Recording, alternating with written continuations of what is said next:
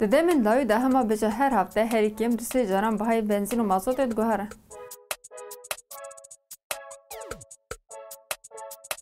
Ev guhertin bandora xwe li her qadên jiyanê jî dike.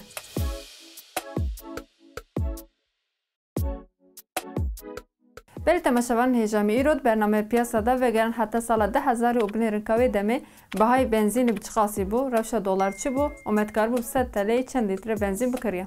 Em ê di vê bernameyê de ji xeynî bihayê benzînê li ser tu polîtikayên aboriye û bihayên tiştek din nesekine. Ji ber ku rewşa benzînê rastî aboriya Tirkiyeyê tena serê xwe radxeberçavan. Li gor daneyên heyî dema em li gor qûra dolaran bihayên benzînê binirxînin, em ê bibînin ku guherdinê zêde çi nebûne. Lê dema em daneyên bihayên benzînê li gor tele binirxînin, wê demê em ê bibînin ku benzîn herî kêm 10-15 qat zêdetir bûye. Werin em bi hev re binêrin ka bihayê benzînê li gor salan çawa guheriye. Di sala 2000 de dolarek 62 kuruş bû. Tenê 62 kuruş. Dema em roja me difikirin ev nirx ji me re pir kêm tê. Welhasil em ê bi lîtreyê benzînê re li nirxê dolar jî binêrin.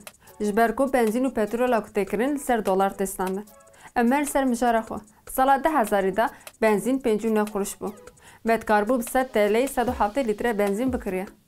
Ji ber qeyrana aboriya 2001 lître benzînê bû 1.24 kuruş. Me wê demê dikaribû bi 100 TL'yê 80 lître benzînê bikiriye. Di sala 2001 de dolarek 1.22 kuruş bû. Di çend salên dawiya qeyrana aboriya 2001 de TL li hemberî dolar nirxwenda kir. Ji ber vê nirxwendakirina TL bihayê benzînê jî zêde bû. Dolar di sala 2005 de 1.34 kuruş bû. Yani metkaribû bi 100 TL'yê 38 lître benzînê pisande. Em ji sala 2005 werin sala 2009. Di sala 2009 de dolarek 1.55 kuruş bû.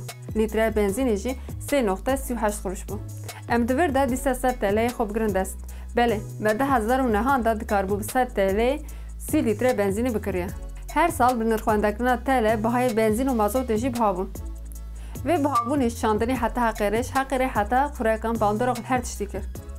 Di sala 2010 de lître benzînê 3.87 bû. Bi 100 TL'yê 26 lître benzîn hat kirin. Di sala 2011 de lître benzînê bû 4.29 kuruş. û bi 100 TL'yê 23 lître benzîn hat kirin. Di sala 2012 de lître benzînê bû 4.57. Di sala 2013 de benzîn 5 TL bû. û bi 100 TL'yê 20 lître benzîn hat kirin. Di navber salên 2014 û 2015 de herçi qas li hemû cîhanê di nirxên petrol de kêmbûnek çêbûve jî ev li Tirkiye derbasdar nîn bû. Çünkü hükümeta AKP ji destpêka desthilatdarî û heta niha di rêbazên aboriyê de tim ketkêmasiyan. Di salên 2016 û 17 de jî bihayê benzînê li Tirkiye zêde bû. Em werin sala 2018 lîtreyê benzînê 6.24 kuruş bû.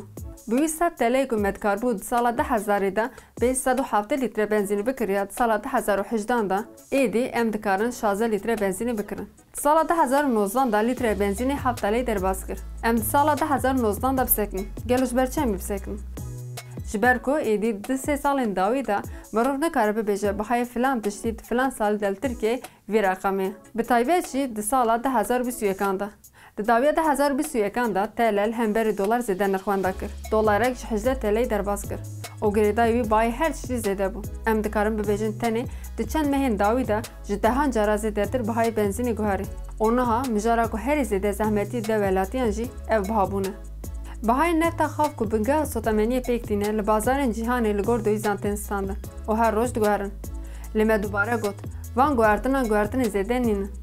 Lê em ti çend bernameyan de ku dubare dikin, nirxwendakirina TL bayên her tiştî zêde dike. Lê hikûmeta AKP MHP ne dikare vê bi îstikrariya li nav Tirkiyeyê de sererast bike, ne jî dikare rexneyê ku servan bihayan tên kirin çareser bike. Herî dawî em ê wiha bibêjin. Dolar niha 13 TL û nîve. Bihayên benzînê jî ji 14 TL'yê derbas kiriye. û lêçûnên jiyanê ji her salî zêdetir in. Belê temaşevanên hêja hatin dawiya bernameya xwe. Ji bo zimanê Kurdî di qada huner, çand, aborî û her qadê jiyanê de belav bibe, xwebûnê bişopînin û parve bikin.